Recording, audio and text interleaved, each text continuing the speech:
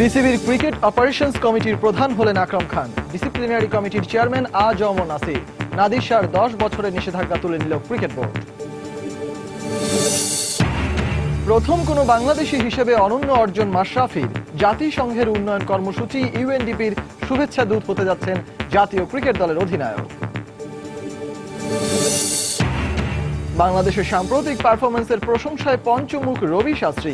Asia কাপের শ্রেষ্ঠত্বের দৌড়ে স্বাগতিকদের শক্ত প্রতিপক্ষ মানছেন ভারতীয় কোচ। বৃথা গেল আফগানিস্তানের ৬৬ রানের জয়। এশিয়া কাপে ওমানকে হারিয়ে প্রথমবারের মতো মূল পর্বের টিকিট সংযুক্ত আরব আমিরাতের। এবং ফুটবলারদের শাস্তির ব্যাপারে আবারও টালবাহানা বাফুফের। বিভিন্ন মেয়াদে নিষিদ্ধের সুপারিশ করা ৭ ফুটবলারকে শাস্তি দেওয়ার বদলে শুধু কারণ দর্শানোর নোটিশ।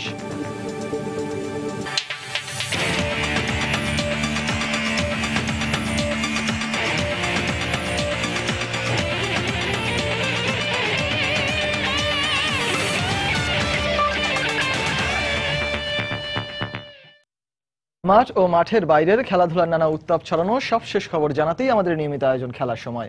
আর এই আয়োজনে আপনাদের সবাইকে স্বাগত জানাচ্ছি আমি সজল মিত্র রিচার্ড। শুরুতেই দেশের ক্রিকেট অপারেশনস কমিটিতে নাইমুর রহমান দুর্জয়কে সরিয়ে আবারও চেয়ারম্যান করা হয়েছে সাবেক অধিনায়ক আকরাম খানকে। এছাড়াও বিসিবির কমিটিতে এসেছে ব্যাপক রদবদল। বৈঠক শেষে সাংবাদিকদের এমনটাই জানিয়েছেন বিসিবির সভাপতি নাজমুল হাসান পাপন।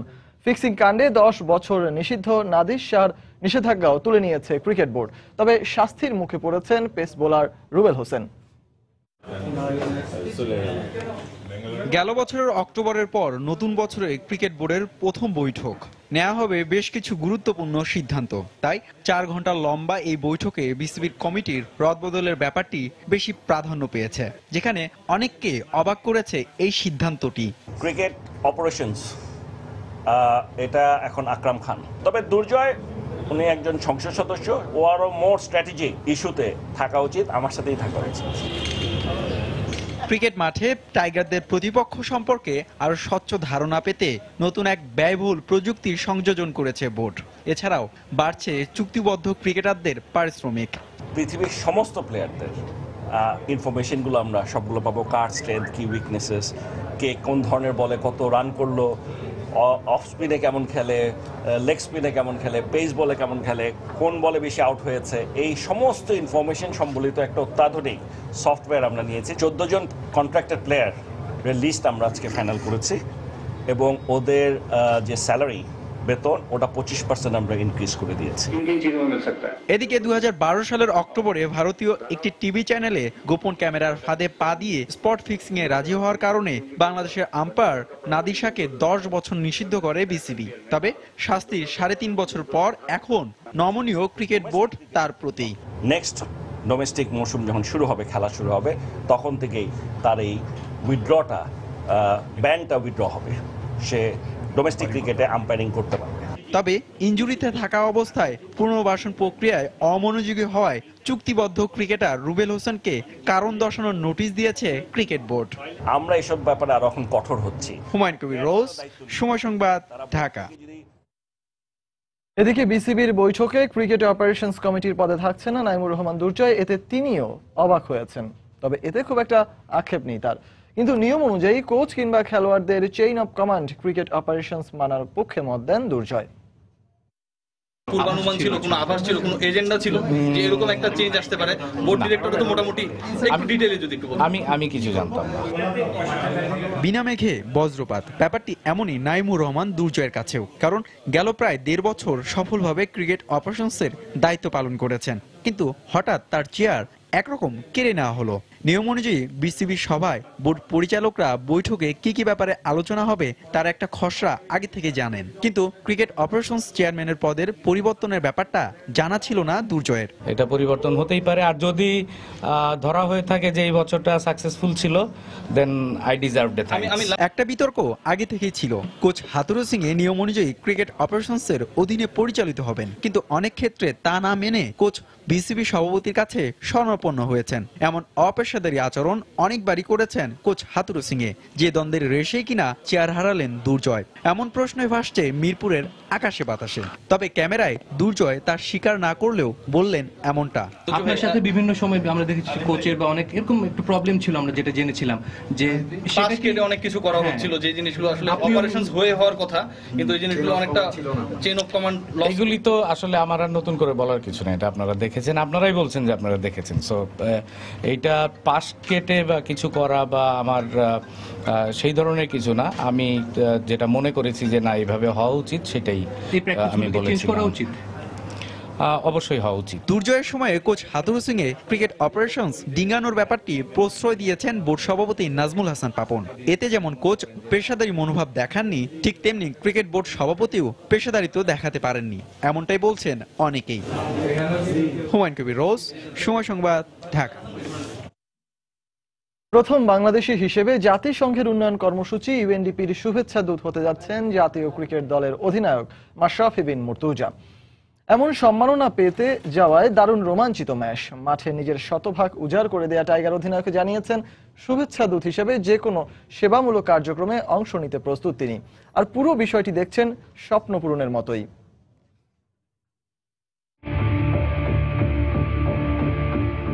মাশরাফি বিন মুর্তজা বিস্ময়ের সমর্থক হতে পারে যে নামটি। 22 গজ তাকে যা দিয়েছে তার চেয়ে বেশি নিয়েছে কিনা এ নিয়ে হতে পারে গবেষণা। ইনজুরির কারণে হাঁটুতে অস্ত্রোপচার হয়েছে 7 বার, তারপরও দমে যাননি। বারবার ইনজুরির ভূত তাড়িয়ে ফিরেছেন বীরের বেশে। তাই তো মাঠ ও মাঠের বাইরে মাশরাফি অনুকরণীয় এবং অনুসরণীয় এক ব্যক্তিত্ব। ক্রিকেটীয় ক্যারিয়ারে নড়াইল এক্সপ্রেসের জেতা হয়নি বড় কোনো শিরোপা, কখনো আইসিসি কিংবা উইজডেনের বর্ষসেরাও হননি, কিন্তু এবার এমন এক সম্মাননা পেতে যাচ্ছেন যা জোটেনি বিশ্বকাপ জয়ী অনেক ক্রিকেটারেরই। প্রথম বাংলাদেশি হিসেবে জাতিসংঘের উন্নয়ন কর্মসূচি ইউএনডিপি শুভেচ্ছাদূত হতে যাচ্ছেন টাইগার অধিনায়ক। রোমাঞ্চিত ম্যাচের কাছে এ যেন স্বপ্ন পূরণের মতো। একটা মানুষের ড্রিম থাকে যে আমি এই কাজগুলো করতে চাই বাংলাদেশের সাধারণ মানুষের জন্য। শুভেচ্ছাদূত হতে পারলে অবশ্যই এটা আমার জন্য বড় একটা অনার। ক্রিকেটের সূত্র দিয়ে এটা আসছে, বাট কাজটা অবশ্যই ক্রিকেটের সাথে রিলেটেড না। ক্রিকেট মাঠে মাশরাফির নিবেদন নিয়ে নিন্দুকেরাও হয়তো প্রশ্ন তুলবেন না।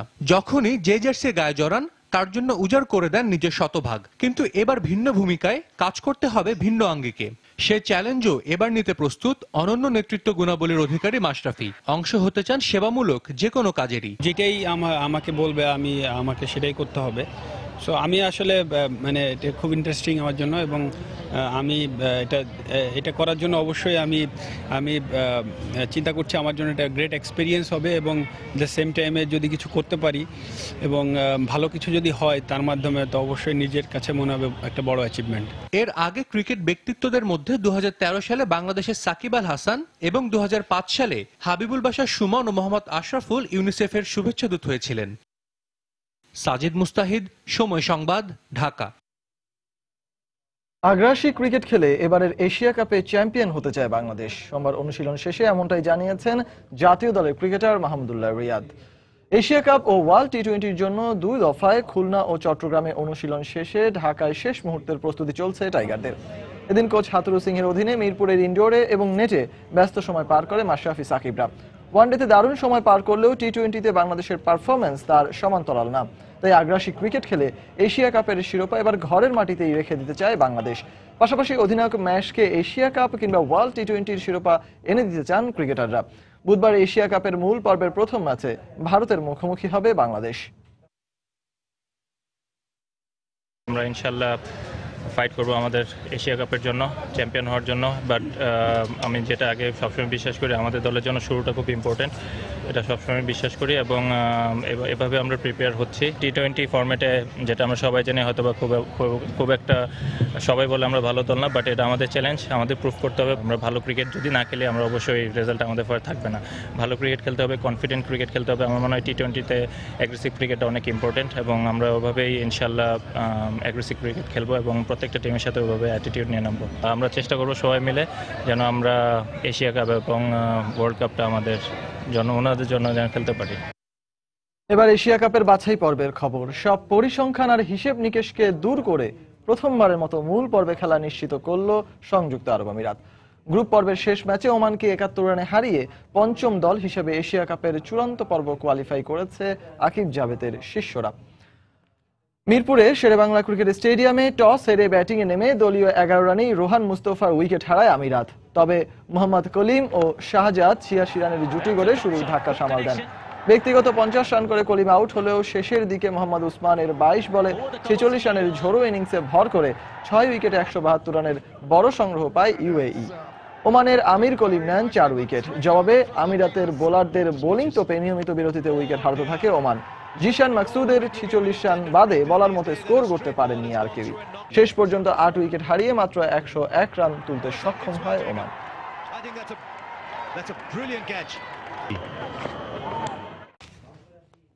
এর আগে বাছাই পর্বের অপর ম্যাচে হংকংকে ৬৬ রানে হারালেও আসর থেকে বিদায় নিয়েছে আফগানিস্তান। স্বাগতিক বাংলাদেশের সাম্প্রতিক পারফরমেন্স সবার চোখে পড়ার মতো, তাই এশিয়া কাপের শ্রেষ্ঠত্বের দৌড়ে বাংলাদেশকে শক্ত প্রতিপক্ষ মানছেন ভারতীয় কোচ রবি শাস্ত্রী। শিরোপা ঘরে তুলতে এবার সবার বিপক্ষেই নিজেদের সেরাটা উজাড় করে দিতে প্রস্তুত ভারত। অন্যদিকে সাঙ্গাকারা, জয়বর্ধনেদের মতো অভিজ্ঞ ক্রিকেটাররা না থাকলেও দলের ওপর আস্থা রাখছেন শ্রীলঙ্কান স্পিনার রঙ্গনা হেরাথ। কোহলি, আফ্রিদি, মালিঙ্গা, সাকিব এশিয়ার নামকরা ক্রিকেটাররা মাঠ মাতানোর অপেক্ষায় এশিয়ার শ্রেষ্ঠত্বের যুদ্ধে। পাকিস্তানি ক্রিকেটাররা এখনো বাংলাদেশের মাটিতে পা না রাখলেও ভারত ও শ্রীলঙ্কা এরই মাঝে শুরু করেছে প্রস্তুতি। সম্প্রতি অস্ট্রেলিয়া আর শ্রীলঙ্কার বিপক্ষে টি-20 সিরিজ জিতে ফর্মের তুঙ্গে শক্তিশালী ভারত। ধোনি, কোহলি, যুবরাজ রায়না, দীর্ঘদিন পর দলে ফেরা আশিস নেহরা আর তরুণ পবন নেগিদের নিয়ে টি-20-র দারুণ কম্বিনেশন ভারতীয় স্কোয়াডে। তাই এশিয়া কাপের অন্যতম দাবিদার রবি শাস্ত্রীর শিষ্যরা। अपने को क्रिकेट खेलना है and keep the good form. টি-20 ফরম্যাটে কেউ হলফ করে বলতে পারবে না যে আমরা ম্যাচ জিতবো, তাই সব প্রতিপক্ষই আমার চোখে সমান। আমরা আমাদের শক্তির জায়গাগুলোতে আরো বেশি জোর দিচ্ছি এবং মাঠে তার প্রতিফলন ঘটাতে চাই। अपना काम करना। গেল বছর ওয়ানডে ফরম্যাটে টাইগারদের পারফরম্যান্স ছিল নজরকাড়া। মাশরাফিদের বিপক্ষে ওয়ানডে সিরিজ হেরেছিল ভারত। তাই বাংলাদেশকে এবার বেশ আমলে নিচ্ছেন রবি শাস্ত্রী। ভারতীয় সাংবাদিকদের মুখে বারবারই উঠে আসছিল একটা প্রশ্ন, মুস্তাফিজের স্লোয়ার আর কাটার সামলাতে কোনো বিশেষ পরিকল্পনা আছে কিনা ভারতের।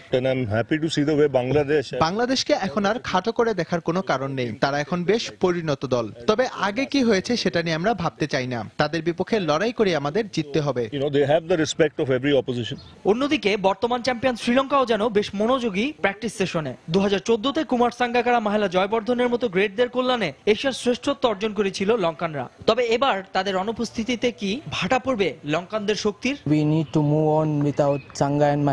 এটা ঠিক, সাঙ্গাকারা, জয়বর্ধনের সাথে কারো তুলনা হয় না। তবে দলে অভিজ্ঞদের পাশাপাশি কিছু প্রতিভাবান তরুণও আছে, তাই আমরা সামনের দিকে এগিয়ে যেতে চাই।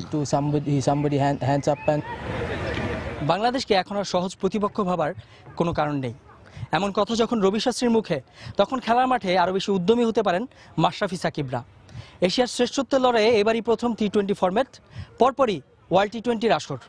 তাই এখান থেকেই সর্বোচ্চ প্রস্তুতি সেরে নিতে চাইবেন এশিয়ার নামী ক্রিকেটাররা। ফতুল্লার খান সাহেব ওসমান আলী স্টেডিয়াম থেকে নাসির সুলতান, সময় সংবাদ। ইনজামামুল হক 1992 সালের বিশ্বকাপ জয়ী পাকিস্তান দলের সব থেকে তরুণ ব্যাটসম্যান। একদিনের ক্রিকেটে 11,000 ক্লাবের অন্যতম সদস্য এবং পাকিস্তানের হয়ে সর্বোচ্চ রানের মালিক তিনি। টেস্টে পাকিস্তানের হয়ে তৃতীয় সর্বোচ্চ রানের মালিকও ইনজি। সময় সংবাদের সাথে একান্ত সাক্ষাৎকারে সাবেক এই পাকিস্তান অধিনায়ক জানালেন, ক্রিকেটে বাংলাদেশের এই নবজোয়ারে এগিয়ে যাচ্ছে এশিয়ার ক্রিকেট। সময়টা 1992 সাল। পাকিস্তান ক্রিকেটে 22 বছর বয়সী তরুণ টকবকে ইনজামামুল হক খানিকটা আলসে ভঙ্গিমায় 37 বলে 62 রান করে স্বাগতিক নিউজিল্যান্ডকে ছিটকে দেয় ফাইনালে ওঠার লড়াই থেকে। সেই এনজি বিশ্বকাপ জয়ের অনেকটা কৃতিত্ব দিলেন তৎকালীন অধিনায়ক ইমরান খানকে। সাথে জানালেন 99 বিশ্বকাপের ফাইনালে হারার আফসোসের কথা। তখন দলে ঐক্য ছিল কিছু করে দেখানোর প্রেরণা। আমার ভাগ্যটাও সহায় ছিল, যেদিকেই মারছিলাম দারুণ টাইমিং হচ্ছিল। ইমরান খানকে আমি এজন্য ধন্যবাদ দেব। তবে টিম কম্বিনেশনে আমাদের সেরা দল ছিল 1999 সালে। আফসোস হয় এমন দল নিয়েও জিততে পারিনি আমরা। ওয়ানডে ক্রিকেটে 11 হাজারি ক্লাবের সদস্য এই পাকিস্তানি ব্যাটসম্যান। পাকিস্তানের হয়েও সর্বোচ্চ ওয়ানডে রানের মালিক ইনজি। তবু আক্ষেপ, ক্যারিয়ার শেষ টেস্টে 3 রানের জন্য টপকাতে পারেননি জাভেদ মিয়াঁদাদকে। अपनी कंट्रीज की तरफ से আমার ভালো লাগে যখন নিজের নামটা সবার উপরে দেখি। টেস্টেও আমি এমন কিছু করে দেখাতে পারতাম, কিন্তু এই একটা শট যে আমার ভাগ্যের বিপরীতে যাবে আমি ভাবিনি। मैच के रन थे जो मैं नहीं कर सका। ইনজামামের জীবনে পাকিস্তানের কোচ বব উলমারের অনুপ্রেরণা অনেক বড়। উলমার যখন কোচ হিসেবে নিয়োগ পান, সমসাময়িক সময়েই অধিনায়কের গুরু দায়িত্বটা পান ইনজামাম। 2007 বিশ্বকাপে সেই ভয়াল স্মৃতি ইনজির মনকে আজও কাতর করে। Bob Woolmer as a coach appoint हुआ था। বব আমার জীবনের বড় অংশ জুড়ে আছেন, থাকবেন। আমি যখন জাতীয় দলের অধিনায়কত্ব পাই তখন তিনি আমার দলের দায়িত্ব নেন। তার চলে যাওয়ার সময়গুলো যে কিভাবে কাটে সেটা ভাষায় বোঝানো আমার জন্য কষ্টকর। दोनों की बड़ी अच्छी अंडरस्टैंडिंग थी। বিশ্ব ক্রিকেটে বাংলাদেশের উত্থান সম্পর্কেও বললেন এই সাবেক পাকিস্তান অধিনায়ক। জানালেন বাংলাদেশের এই জাগরণে উদ্দীপ্ত হয়ে সামনের দিনগুলোতে আরো এগিয়ে যাবে এশিয়ার ক্রিকেট। बहुत इम्प्रूव किया और বাংলাদেশ গত কবছর ধরে দারুণ খেলছে। তাদের এই অগ্রগতি আরব আমিরাত, আফগানিস্তানের মতো দলগুলো এখন আরো আগ্রহী হচ্ছে। সামনের দিনে ক্রিকেট শুধু এশিয়ান দেশগুলোই শাসন করবে বলে আমার দৃঢ় বিশ্বাস। बांग्लादेश वाले जीते हैं और इन्होंने ये तीनों बड़ी। রায়হান মাসুদ, সময় সংবাদ, ঢাকা। এশিয়া কাপের প্রথম ম্যাচে বাংলাদেশ না ভারতই চাপে থাকবে বলে মনে করেন বাংলাদেশ ক্রিকেট দলের অলরাউন্ডার নাসির হোসেন। এছাড়া পুরো টুর্নামেন্টে ভালো ফলাফল করার জন্য যতটুকু প্রস্তুতি দরকার তা নেওয়া হয়েছে বলেও জানান তিনি। সোমবার রাজধানীর একটি হোটেলে নিজের নামের আদ্যক্ষর ও জার্সি নাম্বারের অনুকরণে সিগনেচার পারফিউম NH69 এর মোড়ক উন্মোচন অনুষ্ঠানে এসব কথা বলেন তিনি। অনুষ্ঠানে অন্যান্যের মধ্যে স্বরাষ্ট্রমন্ত্রী আসাদুজ্জামান খান কামালও উপস্থিত ছিলেন। বিশ্বের অনেক জনপ্রিয় ক্রীড়া ব্যক্তিত্বের নামে রয়েছে নানান সামগ্রী, তবে এবারই প্রথমবারের মতো বাংলাদেশের কোনো ক্রীড়াবিদের নামে নামকরণ করা হয়েছে একটি পারফিউমের। তিনি হলেন বাংলাদেশ জাতীয় দলের ক্রিকেটার নাসির হোসেন। তবে এখানেই শেষ নয়, এই সুগন্ধির ঘ্রাণের আবিষ্কারকও স্বয়ং নাসির। ফলে নামকরণ করা হয়েছে তার নামের অধ্যক্ষর NH ও জার্সি নম্বর 69 এর অনুকরণে NH69। আর এর মাধ্যমে ক্রিকেটের পাশাপাশি ব্যক্তিগত ব্যবসায়িক কর্মকাণ্ডেও জড়ালেন এই অলরাউন্ডার। তবে নতুন এই পণ্যের মাধ্যমে এদিন নিজেকে পরিচিত করতে আসলেও ক্রিকেটের আলোচনার বাইরে যেতে পারলেন না নাসির। তাই 24 ফেব্রুয়ারি অনুষ্ঠেয় মূল পর্বের লড়াই নিয়ে নিজেদের প্রস্তুতির কথা জানালেন তিনি। পাশাপাশি গেল বছর ভারতের বিপক্ষে সিরিজ জেতায় প্রথম ম্যাচে প্রতিপক্ষ ভারতই চাপের মুখে থাকবে বলে মনে করেন তিনি। আমাদের প্রিপারেশন অনেক ভালো হয়েছে, সো আমাদের চেষ্টা থাকবে ভালো কিছু করার। আমরা সেরকম প্রেশারে নেই, ওরাই প্রেশারে আছে। আমরা যদি আমাদের বেস্টটা খেলতে পারি, ভারত যে কোনো টিম হারাতে পারবো। এদিকে নতুন এই পারফিউমের মাধ্যমে ভক্তদের মাঝে থাকতে চান বলে জানিয়েছেন নাসির হোসেন। ভবিষ্যতে NH69 ব্র্যান্ডের আরো পণ্য বাজারে ছাড়ার পরিকল্পনার কথাও জানান এই অলরাউন্ডার। আমার লাইফে অনেক ফ্যান আসছে, অনেক ফলোয়ার্স আসছে যারা আমাকে ফলো করে বা আমার ফ্যান, তো এই কারণেই তাদের উদ্দেশ্যে এই জিনিসটা বের করা যে আমার খেলাধুলার ক্যারিয়ার থাকবে না, কিন্তু পারফিউম তাদের জন্য সবসময় থাকবে। এদিকে প্রিয় সতীর্থের এই নতুন যাত্রায় উপস্থিত ছিলেন জাতীয় দলের বাকি সদস্যরাও। নিয়ামতুল্লাহ বাবু, সময় সংবাদ, ঢাকা। দর্শক, আমরা এবারে চলে যাব দেশের ফুটবল প্রসঙ্গে এবং এই বিষয়ে কথা বলতে আজ আমাদের স্টুডিওতে উপস্থিত আছেন বাফুফে সদ্য পদত্যাগকারী সদস্য শেখ মোহাম্মদ আসলাম। আসলাম ভাই, আপনাকে আমাদের স্টুডিওতে স্বাগতম। ধন্যবাদ আপনাকে। আসলাম ভাই, আমরা আপনার সাথে আলোচনায় যাব, তবে আলোচনায় যাওয়ার আগে আজকে বাফুফেতে বাংলাদেশ ফুটবল ফেডারেশনে যে ঘটনাগুলো ঘটেছে সে বিষয়ে একটা প্রতিবেদন আছে, আমরা সেটা দেখে তারপর আবার ফিরছি। Please please. ফুটবলারদের শাস্তির ব্যাপারে আবারও টালবাহানা শুরু করেছে বাফুফে। ফ্যাক্টস ফাইন্ডিং কমিটির বিভিন্ন মেয়াদে নিষিদ্ধের সুপারিশ করা 7 ফুটবলারকে শাস্তি দেওয়ার বদলে শুধু কারণ দর্শানোর নোটিশ দিয়েছে ন্যাশনাল টিমস কমিটি। সোমবার কমিটির সদস্যদের সঙ্গে বৈঠক শেষে এ সিদ্ধান্ত দেয় বাফুফে। এদিকে আরব আমিরাত এবং জর্ডানের বিপক্ষে ম্যাচ দুটির জন্য গঞ্জালো সানচেজ মোরেনোকে জাতীয় দলের কোচ নির্বাচন করেছে ন্যাশনাল টিমস কমিটি। জাতীয় দলের টানা ব্যর্থতার পেছনে দায়ী 7 ফুটবলার, তাই ফ্যাক্টস ফাইন্ডিং কমিটির প্রতিবেদনটাও ছিল তাদের বিপক্ষেই। কিন্তু রিপোর্ট তৈরি করলেও এই কমিটির এখতিয়ার নেই তা কার্যকরের, তাই অপেক্ষাটা এবার ন্যাশনাল টিমস কমিটির সিদ্ধান্তের। থ্যাংক ইউ রিমাইন্ডার দেওয়ার জন্য আমাকে। ফ্যাক্ট ফাইন্ডিং মিশনের ফুটবলের স্বার্থে নিঃসন্দেহে বিষয়টি গুরুত্বপূর্ণ, কিন্তু বাফুফের এই ঊর্ধ্বতন কর্মকর্তার এমন হাসিতে প্রশ্ন জাগে, দেশীয় ফুটবলের এমন অচল অবস্থার জন্য দায়টা কি তাদেরও নয়? অথচ এই প্রতিবেদনের জন্য সদ্যই পদত্যাগ করেছেন ফ্যাক্টস ফাইন্ডিং কমিটির চেয়ারম্যান। বোধহয় তিনি আজ করতে পেরেছিলেন, আবারও গোপনে আড়াল করার চেষ্টা চলছে সত্যিকারের দোষীদের। মামুন, জাহিদ, সোহেল রানা, ইয়ামিন, গোলকিপার সোহেল, মিশু, ইয়াসিন, এদেরকে আমরা আগামী পরশু দিন থেকে আমরা কালকে তাদেরকে আমরা কারণ দর্শানো চিঠি দিচ্ছি, তাদেরকে আত্মপক্ষ সমর্থন করার সুযোগ দেওয়ার জন্য, এবং যদি কোনো ধরনের মিসআন্ডারস্ট্যান্ডিং থাকে তা ক্লিয়ার আপ করার জন্য। এদিকে টানা ব্যর্থতার মধ্যেই বাফুফে প্রস্তুতি নিচ্ছে জর্ডানের বিপক্ষে বিশ্বকাপ বাছাইয়ের শেষ ম্যাচের জন্য, যেখানে আবারও পরিবর্তন আনা হয়েছে দলীয় প্রশিক্ষকের। দায়িত্ব দেয়া হয়েছে বাংলাদেশ অলিম্পিক দলের কোচ গঞ্জালো সানচেজ মোরেনোর কাঁধে। বর্তমানে হেড কোচ হিসাবে কাজ করবেন গঞ্জালো মোরেনো, আমাদের অ্যাসিস্ট্যান্ট কোচ হিসেবে কাজ করবেন জিলানি, এবং গোলকিপার কোচ হিসেবে কাজ করবেন আমাদের গোলকিপার কোচ আতিক। বিশ্বকাপ বাছাইয়ের এই ম্যাচের জন্য 27 ফেব্রুয়ারি থেকে ক্যাম্প শুরু করবে বাফুফে। তবে এই ক্যাম্পে অংশ নিতে পারবেন না বিচারের কাঠগড়ায় থাকা 7 ফুটবলার। এস এম ইকবাল, সময় সংবাদ, ঢাকা। খেলার সময় আরো থাকছে, এসএ গেমসে সর্বজয়ী প্রত্যেক খেলোয়াড়কে 5 লাখ টাকা করে অর্থ পুরস্কার দেওয়ার ঘোষণা বিসিবি। হকি ফেডারেশন চাইলে বিদেশি কোচ আনতে পৃষ্ঠপোষকতার আশ্বাস। আরএফএল ওয়াটার পাম্প, পানি দেবে টেনশন নয়। দর্শক, আমরা আসলাম ভাইয়ের কাছে আলোচনায় চলে যাচ্ছি। আসলাম ভাই, বর্তমানে দেশের ফুটবলের যে অবস্থা, আপনি বাফুফেতে সদস্য হিসেবে ছিলেন, পাশাপাশি যে তদন্ত কমিটি গঠন করা হয়েছিল সাফ ফুটবলে এবং বঙ্গবন্ধু গোল্ড কাপে দলের ব্যর্থতা নিয়ে, সেটার প্রধান হিসেবে দায়িত্ব পালন করেছেন। তো আমরা আপনার কাছে আলোচনায় যাব, তবে তার আগে ছোট্ট করে গতকালকে আপনি যে কথাগুলো বলেছিলেন গণমাধ্যম কর্মীদের সাথে, সেই কথাগুলো একটু আবার শুনে আসি। ফুটবল ফেডারেশন মিটিংয়ে যাওয়া, একটা বোবা ভূমিকা পালন করা, এই বিভিন্ন কারণে বিভিন্ন চিন্তাভাবনা করে দেখলাম যে ফুটবলে থাকাটা আসলে উচিত হবে না। কাজ করার স্কোপটা অনেক সীমিত ছিল আমার বিষয়ে। আমি লাস্ট মিটিংয়ে বলে আসছিলাম যদি আমার রিপোর্টের উপর আপনারা ভিত্তি করে কোনো রকম কোনো সিদ্ধান্ত গ্রহণ না করেন আমি পদত্যাগ করব। এই কালক্ষেপণটা আমার নিজের কাছে কিছুটা সন্দেহ হয় এবং আমি মনে করি কালক্ষেপণ না করে ইমিডিয়েট যে কোনো একটা সিদ্ধান্তে আসা উচিত। চাক্ষুষ প্রমাণ ছাড়া আমরা এটা সহজে আমলে নেইনি। যারা টিমের সঙ্গে ওতপ্রোতভাবে জড়িত ছিল এবং লোয়ার লেভেল থেকে আপার লেভেল পর্যন্ত সবার একই কথা যে তারা মাদকাসক্ত। আসলাম ভাই, আসলে গতকালকের কথাটাও আমরা শুনলাম এবং আজকে ফেডারেশন কি কি ব্যবস্থা গ্রহণ করতে চাইছে বা চাইলো সেটারও একটা আমরা প্রতিবেদন দেখলাম। তো সব মিলিয়ে আমি একটু পুরোনো দিনের কথাতেই যাব, সেটা হচ্ছে কি এই সাফে এবং বঙ্গবন্ধু গোল্ড কাপে বাংলাদেশ দলের ফুটবলারদের যে অবস্থা ছিল, একদম চাক্ষুষ সাক্ষী আপনি থেকেছেন। আসলে তাদের মধ্যে কি ঘটনাগুলো ঘটেছিল বা কেন বা তারা খারাপ করলো, আপনি আসলে তদন্ত কমিটিতে যে রিপোর্টটা দিয়েছিলেন সেই জিনিসটা আসলে কি ছিল রিপোর্টের ভিত্তিতে?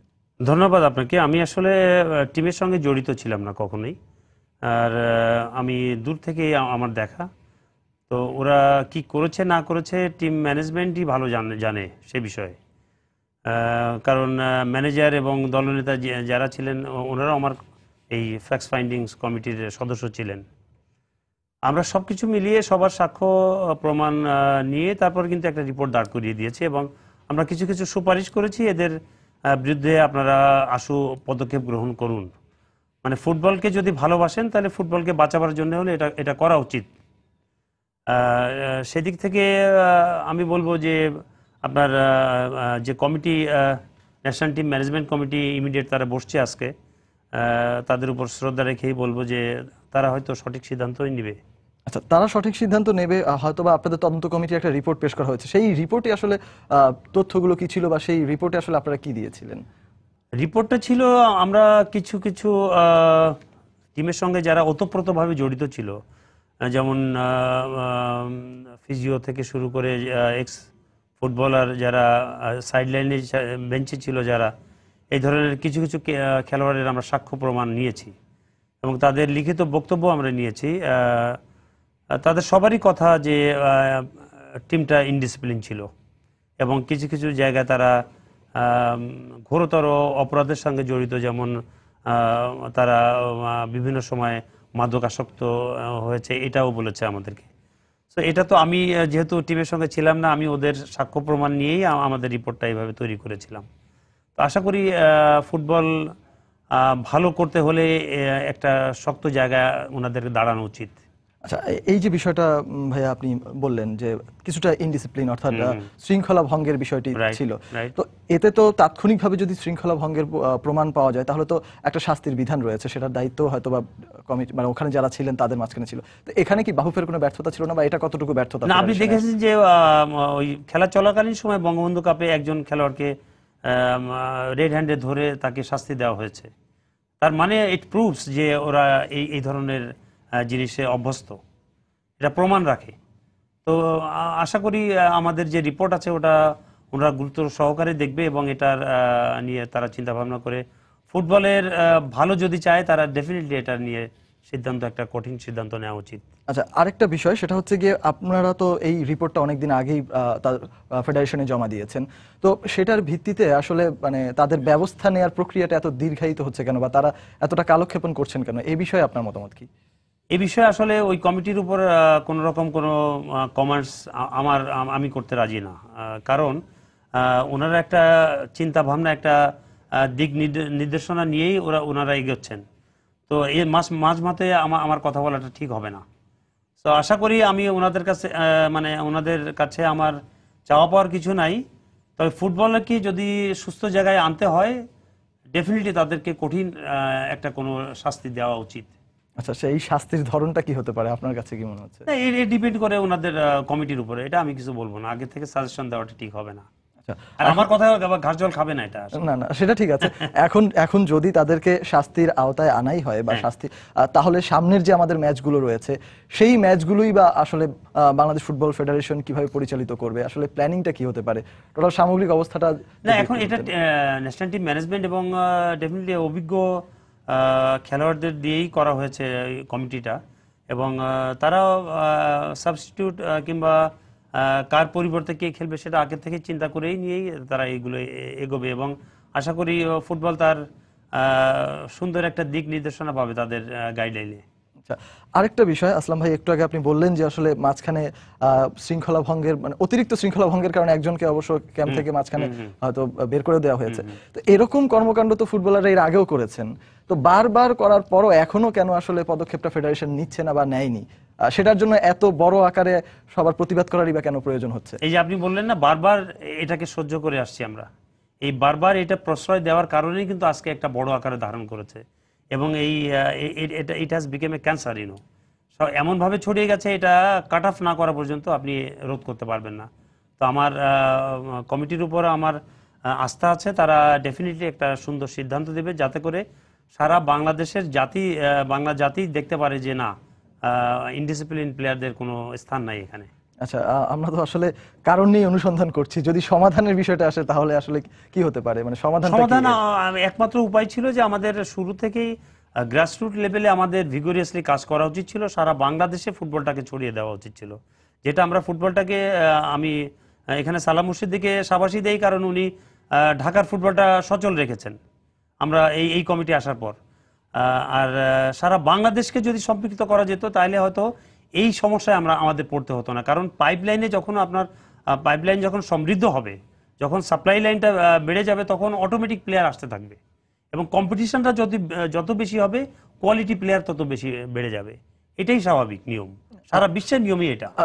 আসলাম ভাই, এটা হচ্ছে কি আসলে ফুটবলারদের পাইপলাইন সমৃদ্ধ করার হয়তো মানে সমাধান হতে পারে বা অন্য কোনো কিছু, কিন্তু এই যে শৃঙ্খলা ভঙ্গের বিষয়ে যে বিষয়গুলো, এই জাতীয় জিনিসের জন্য আসলে এখন এটা আসলে ওই যে যারা আগে দলকে লিড করেছে এবং যারা দলীয় ম্যানেজার ছিল, আমি মনে করি এদের অত্যাধিক ভালোবাসা পেয়ে হয়তো এরকম বিগড়ে গেছে, এটা হতে পারে, বাট ডিসিপ্লিনের জায়গায় কোনো রকম ছাড় দেওয়া উচিত ছিল না। তাহলে আসলাম ভাই, আপনি যে ফুটবলারদের কথা বললেন তাদের আসলে এই যে শৃঙ্খলা ভঙ্গের দায়টা, তো এখানে যারা কর্মকর্তা ছিল তাদের দায়টা আমাদেরও কাঁধে আসে, তাহলে তাদের ক্ষেত্রে কি হতে পারে? ডেফিনেটলি এটা আমাদেরও কাঁধে আসে, বাট এটা উচিত ছিল যে ওই ন্যাশনাল টিম ম্যানেজমেন্ট কমিটি খুব কাছে থেকে একটু অবজার্ভ করা যে কি করছে তারা, একদম ছেড়ে দেওয়াটা এইভাবে ঠিক হয়নি আমার কাছে মনে হয়।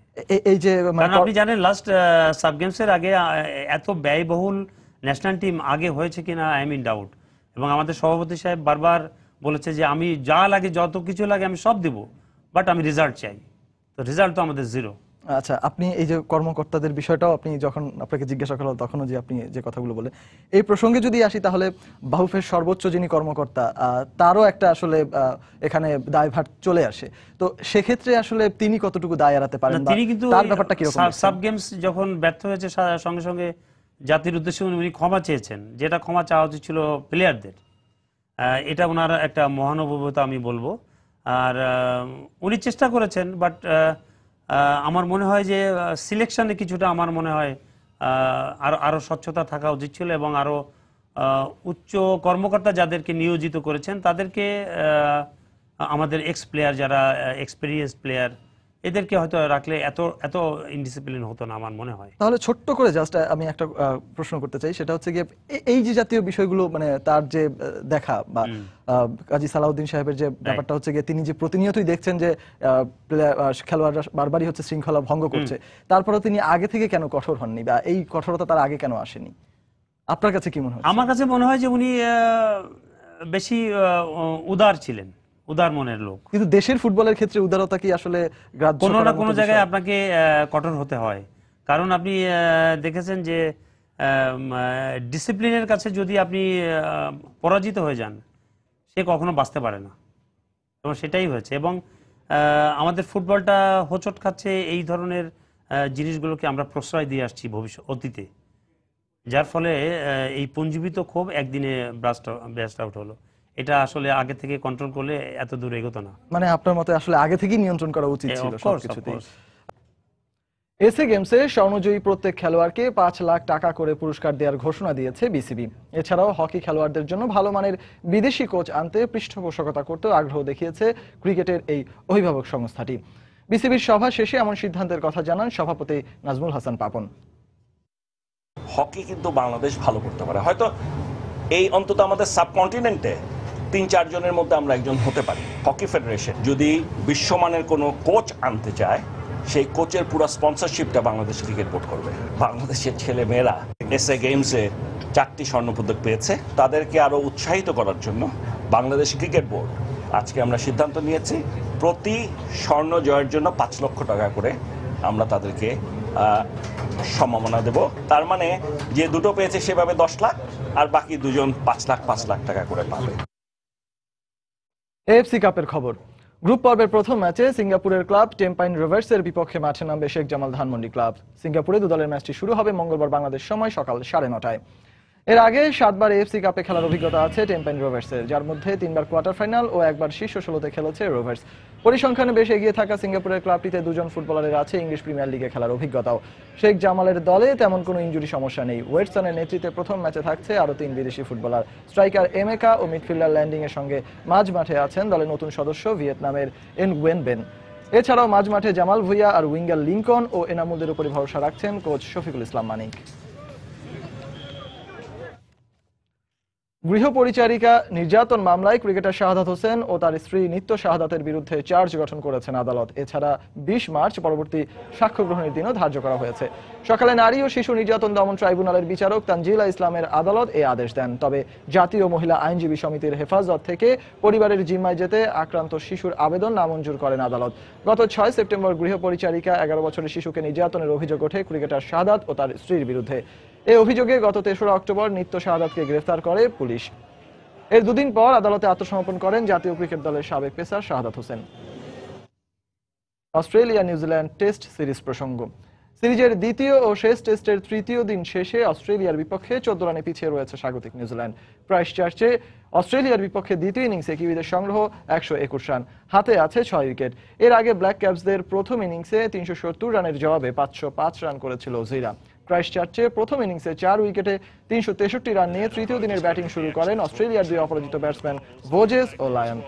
আগের দিনের সাথে 29 রান যোগ করে ব্যক্তিগত 33 ও দলীয় 438 রানে সাজঘরে ফেরেন লায়ন। ক্যারিয়ারের 4th 50 তুলে নিয়ে ভোজেস ফেরেন ব্যক্তিগত 60 রানে। এরপর ওয়েগনারের বোলিং তোপে প্রথম ইনিংসে 505 রানে থামে সফরকারী ওজিরা। ক্যারিয়ারের সেরা 6 উইকেট নেন কিউই পেসার নীল ওয়েগনার।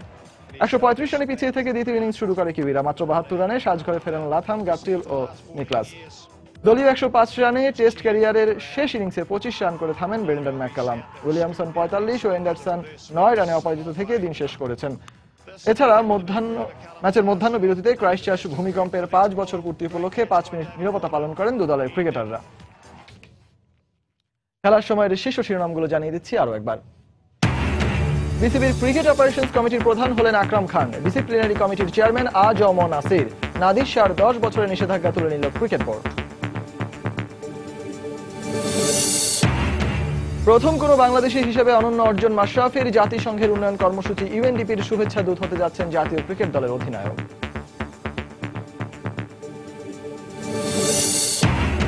বাংলাদেশের সাম্প্রতিক পারফরমেন্সের প্রশংসায় পঞ্চমুখ রবি শাস্ত্রী এশিয়া কাপের শ্রেষ্ঠত্বের দৌড়ে স্বাগতিকদের শক্ত প্রতিপক্ষ মানছেন ভারতীয় কোচ। বৃথা গেল আফগানিস্তানের ৬৬ রানের জয়। এশিয়া কাপে ওমানকে হারিয়ে প্রথমবারের মতো মূল পর্বের টিকিট সংযুক্ত আরব আমিরাতের। এবং ফুটবলারদের শাস্তির ব্যাপারে আবারও টালবাহানা বাফুফের। বিভিন্ন মেয়াদে নিষিদ্ধের সুপারিশ করা 7 ফুটবলারকে শাস্তি দেওয়ার বদলে শুধু কারণ দর্শানোর নোটিশ। দর্শক, এই ছিল খেলার সময়ের এখনকার আয়োজন। যে কোনো খবর পেতে ভিজিট করুন সময়নিউজ.tv। আর খেলার জগতের সব খবর, সর্বশেষ খবর জানতে সঙ্গে থাকুন সময়।